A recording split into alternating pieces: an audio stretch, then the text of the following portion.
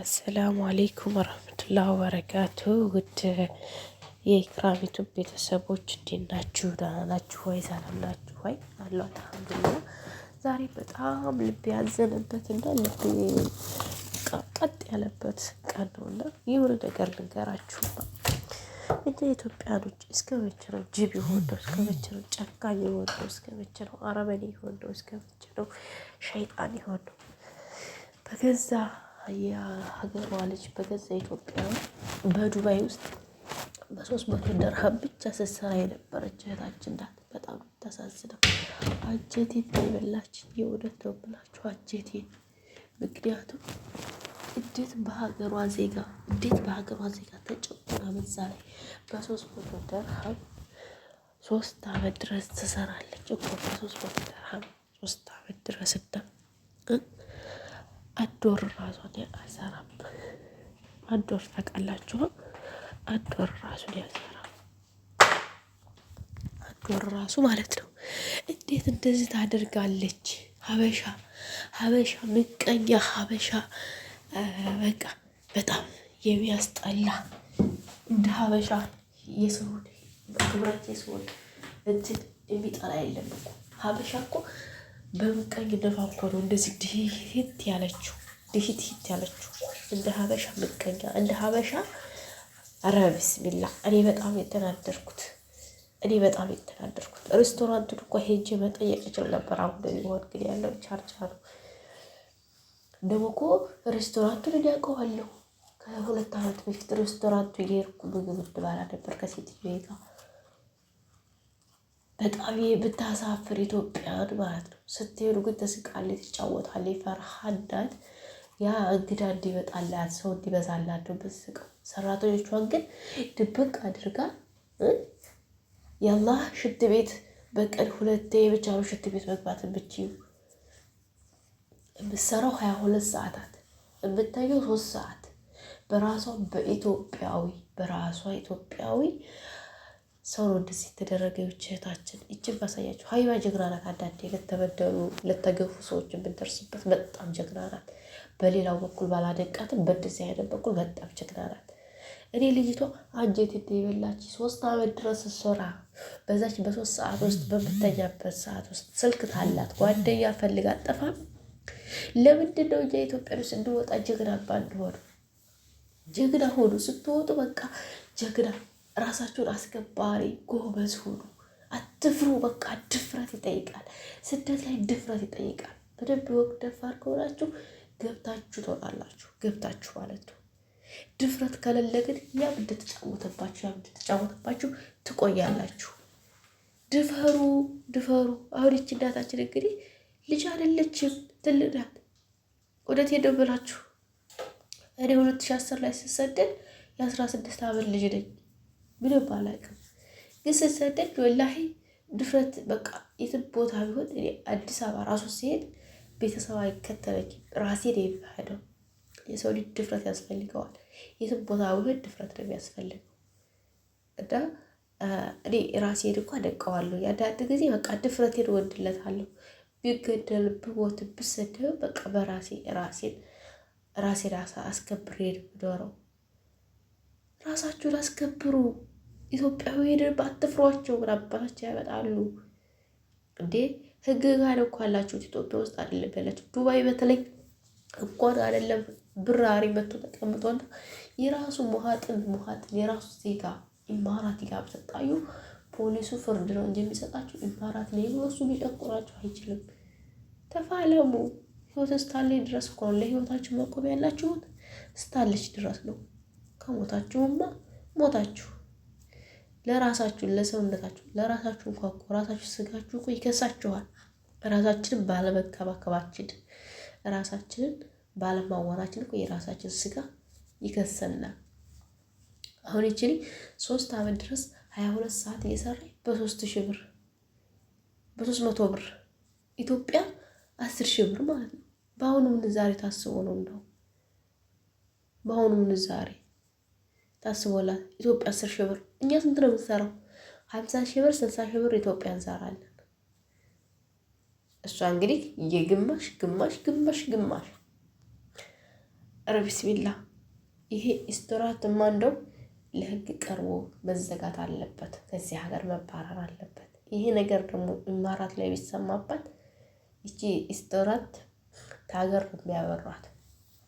ሀራሚ ዱባይ ላይ አይሰራም። ሀራሚና ህገወጥ ስራ እኮ እዚህ ሀገር አይሰራም። በሀቅ ነው እንጂ የሚሰራው። ምን ስራ ቢሆን ኢማራትም ቢሆን 800 ደርሃም ያመጧችኋል። 800 ብር ማለት ነው። 800 ብር አምጥተዋችሁ እናንተ ስንት እንደሚከፈላችሁ ታውቃላችሁ? 800 ብር ብታመጡ 1000 ብር 800 ብር ወደ 30 ሺህ ብር ወይም ወደ 40 ሺህ ብር ይሆናል በወር የሚያገኙት። እና ለምን እንደዚህ አልከፈልሽም ብሎ ራሱ ህጉ ይጠይቃታል። ለምን ከዚህ በላይ ከፈልሽ ብሎ ራሱ ህጉ ይጠይቃታል። ራሱ ህጉ ነው የሚከራከርላት፣ ሰው ሳይሆን ህጉ። ያን የ3 ዓመት ደሞዝ ፈጭ ያስደርጋታል። እና ፍትህ ፍትህ ፍትህ ለዚች ለሚስኪን እህታችን ነው የምላችሁ። ፍትህ እንደው ፍትህ አድርሱላት። በጣም ነው ያዘንኩት፣ በጣም ከምንም በላይ። እንዴት ኢትዮጵያ 10 ሺህ ብር በኢትዮጵያ ስራ አስባ እዚህ 22 ሺህ ብር 22 ሰዓት እያሰራቻት 10 ሺህ ብር ትከፍላታለች? ኧረ ሰውማ ነቀለ። ሰውማ ለሰው ሀዘን ተቆቀረ። ኧረ ራስ ወዳድ ሆነ። ፋባራ ኤስትራት ሆነች ምስኪን አንድ እህታችን። ይቺ ምስኪን አንድ እህታችን ሀገሯ ስትገባ በቤተሰብ መሀል የገባች ሲያስከፍሯት እንኳን ክብር አልሰጣትም። ይቺ ኢትዮጵያዊ አይደለችም። ይቺ ሲጀመር የነጭ ቅምጥ ናት። የነጭ ቅምጥ ማለት ነው። ያስቀምጣት ያስቀምጥ።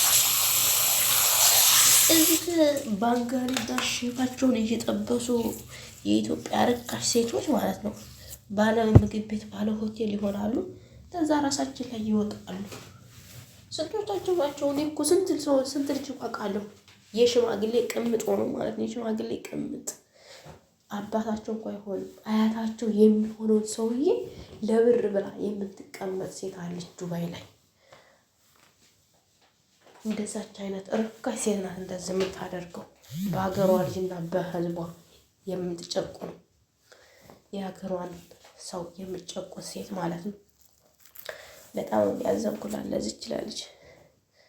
ሰው እንዴት እንደዚህ ያደርጋል? ኧረ እንደው ሰው ጅል ነው። አንዳንዴ ሳስበው ጅል ነው። እንደ 3 ዓመት ድረስ በዚህ ደሞዝ ነው የምሰራው ብሎ የሰው ልጅ መለዋስ። አንድ ሀበሻ መቼም እዛው ሬስቶራንት እኮ መጥቶ የሚበላት ተጣም አስተናጋኝ ናት። ደግሞ የዛን ሰዓት እንደው ስልክሽን ስልኝ የምሰራው በዚህ ደሞዝ ነው እና እንደው ብትረጅኝ ምናምን ማለት አቃታት።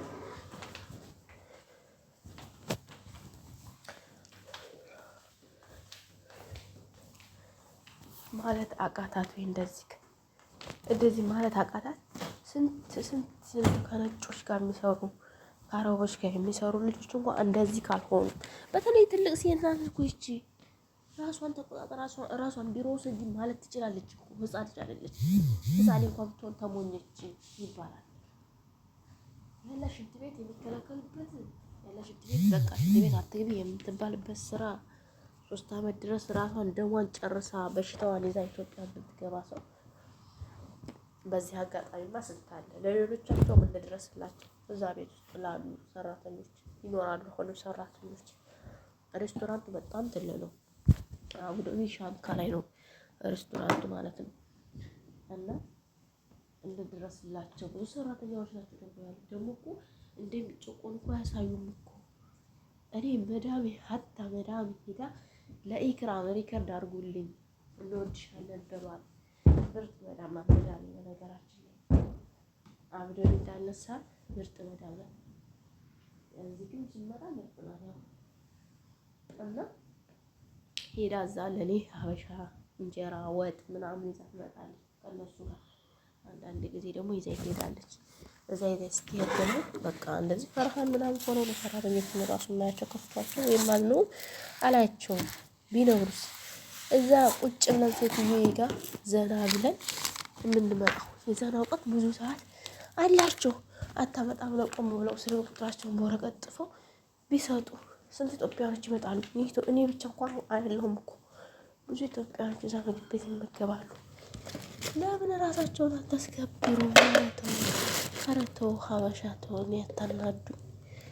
እኔ ለእናንተ ከማዘን የተነሳ ጨስኩኝ። በንዴት ተናደርኩ። በቃ ደግሞ ታሳዝኑኛላችሁ። ምን ላድርግ? እንዴት ኢትዮጵያ ትጨቁናታለች?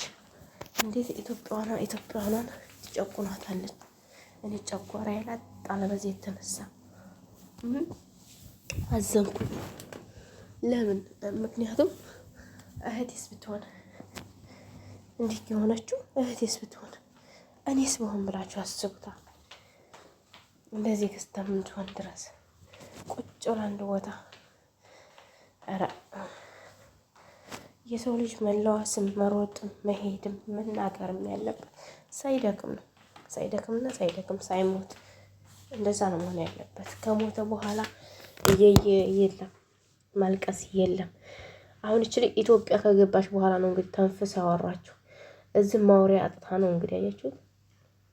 እዚህ ማውሪያ መተንፈሻ አጥታ 3 ዓመት ሙሉ። ታዲያ አንድ ቀን እንደው የሆነ ነገር ተፈጥሮ ወይ የሰዎቹ ሞቶባቸው ማውሪያ አጥታ ያን ቀን አጣች። በጣም ይገርማል። በጣም ቤተሰቦች በጣም ይገርማል። ቤተሰብ በጣም ነው ያዘንኩት እኔ።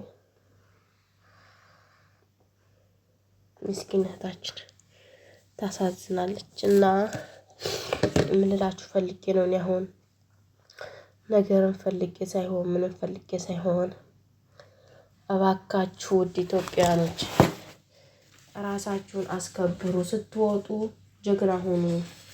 ስትወጡ በቃ ሰውን አትፍሩ። ስትወጡ በቃ ለራሳችሁ ክብር ይኖራችሁ።